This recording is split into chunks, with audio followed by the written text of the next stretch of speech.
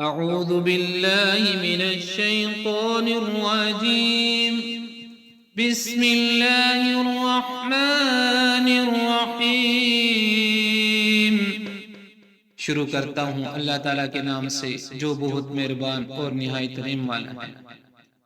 یا ایھا الذین آمنوا لا تلہکم اموالکم ولا اولادکم عن ذکر اللہ ومن يفعل ذلك فأولئك هم الخاسرون. اے مسلمانوں، تمہارا مال، تمہاری اولاد تمہیں اللہ کے ذکر سے غافل نہ کر دے، اور جو ایسا کریں وہ بڑے ہی ضیاءکار لوگ ہیں. وَأَنفِقُوا مِمَّا رَزَقْنَاكُم مِّن قَبْلِ أَن يَأْتِيَ أَحَدَكُمُ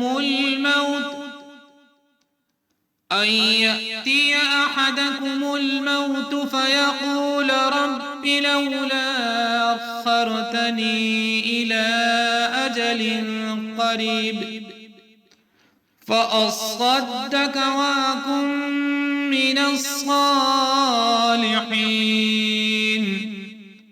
اور جو کچھ ہم نے تمہیں دے رکھا ہے اس میں سے ہماری راہ میں اس سے پہلے خرچ کرو کہ تم میں سے کسی کو موت آ جائے تو کہنے لگے ہے میرے پروردگار، مجھے تو تھوڑی دیر کی مہلت کیوں نہیں دیتا کہ میں صدقہ کروں اور نیک لوگوں میں سے ہو جاؤں.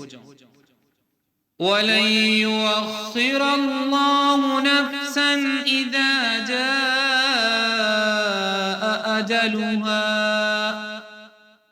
وَاللَّهُ خَبِيرٌ بِمَا تَعْمَلُونَ.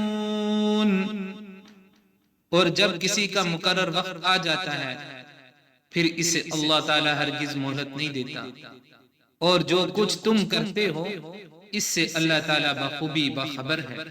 صدق اللہ العظیم.